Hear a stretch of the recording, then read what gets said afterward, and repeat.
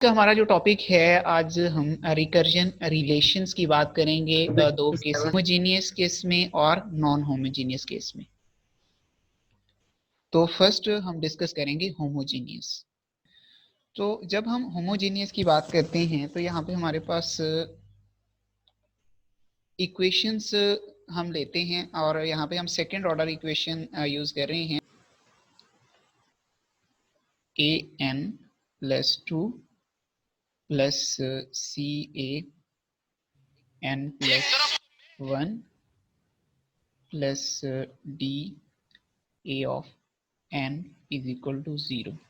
Students, जब भी हम होमोजीनियस की बात करते हैं तो होमोजीनियस क्या ये कॉन्सेप्ट है कि जब भी हमारी इक्वेशंस के इक्वल की दूसरी साइड पे अगर तो वो इक्वेशन जो हम यूज कर रहे हैं वो इक्वल है जीरो के, तो इट मींस वो होमोजीनियस इक्वेशन है।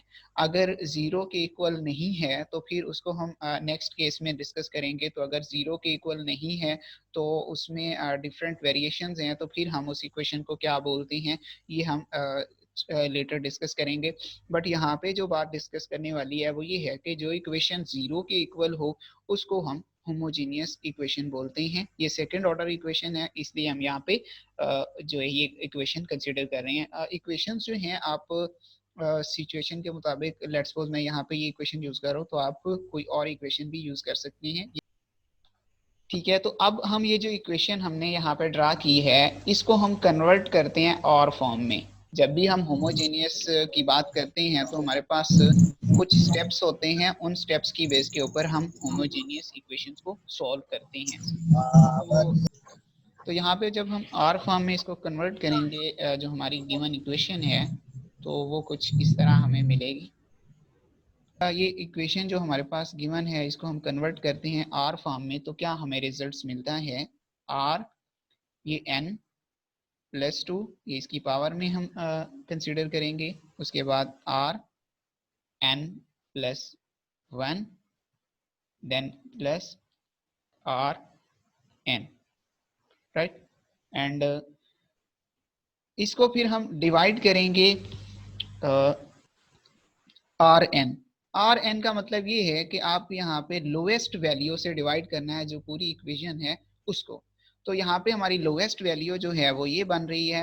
अगर यहाँ पे लोएस्ट वैल्यू कुछ और बन रही होती तो फिर हम उसको जो लोएस्ट वैल्यू होती है उसको पूरी इक्वेशंस के साथ डिवाइड करते। तो अब यहाँ पे जो हमारे इस केस में हमारे पास लोएस्ट वैल्यू है आर पावर एन, तो इसलिए हम इसको पूरी इक्वेशन के साथ डिवाइड करेंगे। तो हमारे पास जो रिजल्ट्स मिलेंगे वो ये होंगे R 2 plus R plus 1 is equal to 0। तो ये हमारे पास जो इक्वेशन जनरेट हुई है इसको हम बोलते हैं क्वाड्रेटिक इक्वेशन या क्वाड्रेटिक फॉर्म। यहाँ पे हम जब क्वाड्रेटिक इक्वेशन बन जाती है तो हमारे पास इक्वेशंस को जो रूट्स हैं उनको फाइंड करने के लिए ये हमारे पास basically R square plus R plus 1 जो है ये हमारे पास बेसिकली रूट्स हैं। अब इनको सॉल्व करने के लिए हमारे पास थ्री मेथड्स हैं। फर्स्ट वन इज, तीन तरह के मेथड्स हैं जिनको यूज करके हम किसी भी क्वाड्रेटिक इक्वेशंस या किसी भी लीनियर इक्वेशंस को सॉल्व कर सकते हैं। अब यहाँ पे क्वेश्चन ये है कि किस इक्वेशंस के ऊपर कौन सी टाइप या जो मेथड हमने तीन डिफाइन किए हैं कौन सा मेथड, हमें एक आइडिया किस तरह होगा कि कौन सा मेथड इस रूट्स पे ऊपर हम अप्लाई कर सकते हैं। तो उसका मेथड ये है कि जब हमारे पास डिफरेंट वैल्यूज आ रही हों, ठीक है, मीन्स के R1 जो है उसकी वैल्यू कुछ आ रही हो और R2 की जो वैल्यू है वो कुछ आ रही कुछ और आ रही हो, तो फिर हम वहां पे डिस्टिंक्ट रूट्स लेते हैं। मीन्स के हमारे पास जो R1 है उसकी वैल्यू जब हम उसको सॉल्व करेंगे तो हमें कुछ और मिलेगी, उसके बाद R2 की जो वैल्यू है वो हमें कुछ और मिलेगी। तो इस तरह हम डिस्टिंक्ट रूट्स को फॉलो करते हैं। जब हम बात करते हैं रिपीटेड रियल रूट्स की, तो रिपीटेड रियल रूट्स में हमें सेम वैल्यूज जनरेट हो रही होती हैं। तो जहाँ पे हमें सेम वैल्यूज जनरेट हो रही हो, सेम वैल्यूज आ रही हो, तो वहाँ पे हम रिपीटेड रूट्स का जो मेथड है वो इक्वेशन के ऊपर अप्लाई करते हैं। उसके बाद थर्ड नंबर पे हमारे पास कम्प्लेक्स रूट्स हैं। कम्प्लेक्स रूट्स ये वो मेथड है जहाँ पे हम इमेजिनरी पार्ट्स यूज करते हैं, जिस तरह यानी आप आयोटा या जो कम्प्लेक्स वैल्यूज आ रही होती हैं, रियल वैल्यूज भी आ रही होती हैं और इमेजिनरी पार्ट्स भी, वहां पे कम्बिनेशन होता है इक्वेशंस में। तो जहाँ पे इस तरह की सिचुएशन होती है रूट्स में, तो वहाँ उनको फाइंड करने के लिए हम कम्प्लेक्स रियल रूट्स को यूज करते हैं।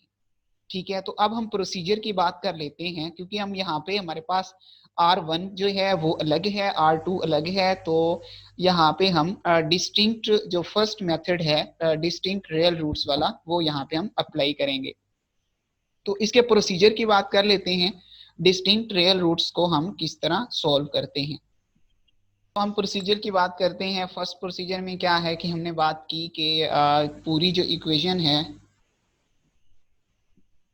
पास जो लोअर वैल्यू है वो ए एन है। ठीक, उसके बाद सेकंड नंबर पे हम क्वाड्रेटिक इक्वेशन हमारे पास जनरेट हो जाएगी। ठीक है,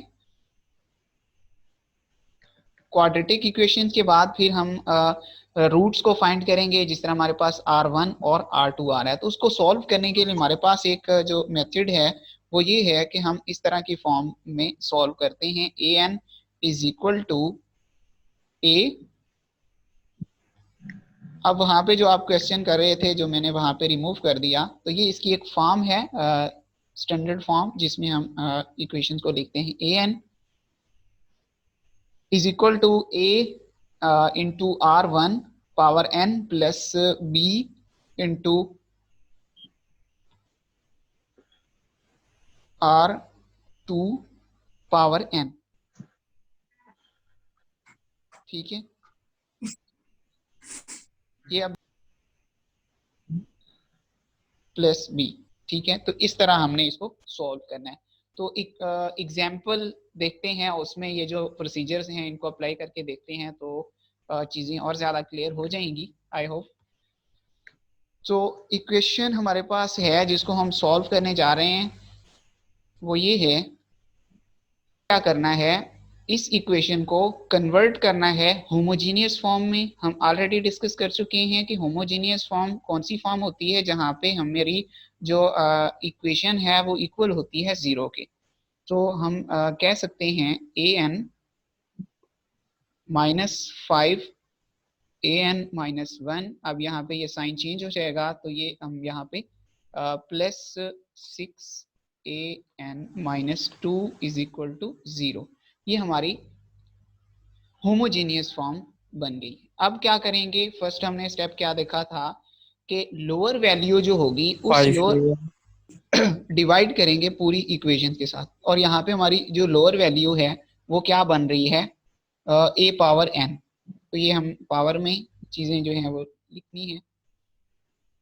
पूरी इक्वेशन को डिवाइड करेंगे आर पावर n-2, क्योंकि हमने ये ऑलरेडी डिस्कस किया है कि लोएस्ट जो वैल्यू होगी उसको हमने पूरी इक्वेशन के साथ डिवाइड करना है, और जो लोएस्ट वैल्यू है वो इस इक्वेशन में n-2 है, r पावर n-2।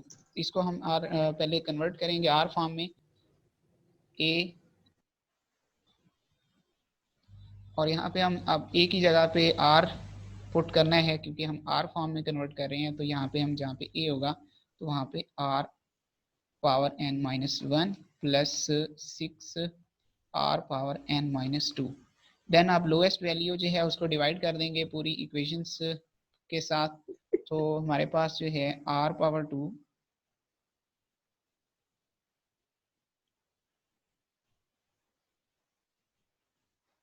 r-3, क्योंकि जो बाहर वाली वैल्यूज होती हैं उनको मल्टीप्लाई करें और उसके बाद अगर उनको ऐड करें तो सेंटर वाली वैल्यूज बननी चाहिए।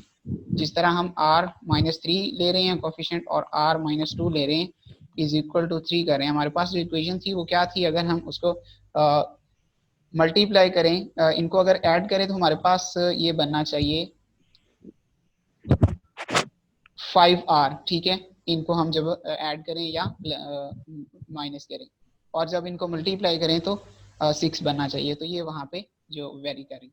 उसके बाद अब यहाँ पे r की जो वैल्यूज हैं वो हमें मिल जाएंगी। r is equal to r1 हमारे पास आ जाएगा 3, और r2 की जो वैल्यू है वो हमारे पास इज इक्वल टू हो जाएगी 2। यहाँ पे जब हमारे पास r1 और r2 की वैल्यूज मिल जाएंगी, ये हमारे पास डिस्टिंक्ट हैं। डिस्टिंक्ट किस तरह है, क्योंकि r1 की वैल्यू अलग है, R2 की वैल्यू अलग है। तो अब हम जो है, क्योंकि हमने ये डिफाइन किया है प्रोसीजर में, प्रोसीजर यहाँ पे हमने लिखा था कि इस तरह की हमने फॉर्म बनानी है। जब हम डिस्टिंक्ट वैल्यूज आ रही होंगी तो फिर हमने जो इक्वेशन आ रही होगी उसके रूट्स जो हैं वो हमने इस फॉर्म में क्रिएट करने हैं और उसको सॉल्व करना है। तो अब हम क्योंकि हमें क्लियर हो गया है कि हमारी R1 की जो वैल्यू है और R2 की जो वैल्यू है दोनों डिस्टिंक्ट वैल्यू हैं, तो इसलिए हम यहाँ पे ये फॉर्म बनाएंगे। अब an is equal to a dot r1 power n plus b dot r2 power n। ठीक है, तो उस अब हमारे पास जो R1 की वैल्यू है और R2 की वैल्यू, ये हमारे पास डिस्टिंक्ट इक्वेशंस का एक स्टैंडर्ड है जिसको हम सॉल्व करने के लिए यूज करेंगे। तो अब यहाँ पे हम वैल्यूज पुट करेंगे, is equal to a dot R1 की क्या वैल्यू हमारे पास 3 है, यहाँ पे हम पुट कर देंगे। उसके बाद प्लस b डॉट R2 की जो वैल्यू है वो 2 है, तो वो यहाँ पे हम पुट कर देंगे। ये हमारे पास मेन इक्वेशन है जिसमें हम सॉल्यूशन करने के बाद फाइनल जो भी हमारे पास आउटपुट आ रही होंगी वो यहाँ पे हमने पुट करनी है।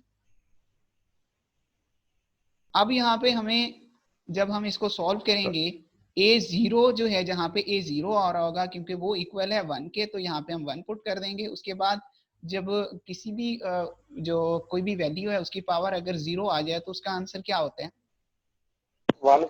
1। तो हम जो है a प्लस b, अब वही जो बात हमने पहले की थी कि हमने ये कंडीशन बनानी है, तो क्या वो बन गई? अब ये हमारे पास इक्वेशन 1, इसको हम कंसिडर कर लेते हैं। उसके बाद फिर हम जो है सेकेंड वैल्यू पुट करते हैं a1 के केस में, यानी कि यहाँ पे a जहाँ पे n होगा उसको हम 1 कंसिडर कर रहे हैं, इज इक्वल टू 1। तो अब क्या होगा, हमारे पास जो मेन इक्वेशन थी वहां पे n की जगह पे हम 1 लिख देंगे। उसके बाद a डॉट 3 पावर n था तो वहां पे 1 मेंशन हो जाएगा। उसके बाद b डॉट 2 पावर n जो है उसको, क्योंकि हम n को 1 कंसीडर कर रहे हैं तो यहाँ पे हम 1 लिख देंगे। अब यहाँ पे क्योंकि a1 जो है वो इक्वल है 1 के, तो हम 1 लिख देंगे। देन ये इसकी पावर जो हम लेंगे तो वो हमारे पास आंसर आ जाएगा 3a प्लस 2b। ठीक हो गया, इक्वल टू 2। अब a की वैल्यू और b की वैल्यू को हम मेन इक्वेशन में, जो हमारे पास डिस्टिंक्ट रूट इक्वेशन है, मेन इक्वेशन जिसको हमने मेन इक्वेशन का नाम दिया था ये वाली, तो अब यहाँ पे हम a और b की जो वैल्यूज हैं उनको पुट कर देंगे।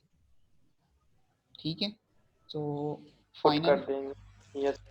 फाइनल सॉल्यूशन हमारे पास कुछ इस तरह का आएगा। an is equal to a की जो वैल्यू है वो -1 है dot 3 power n plus 2 dot b की वैल्यू पुट कर दी है ना हमने, v डॉट 2 पावर n। तो ये हमारे पास इसका फाइनल सॉल्यूशन है होमोजेनियस इक्वेशन के केस में। ठीक।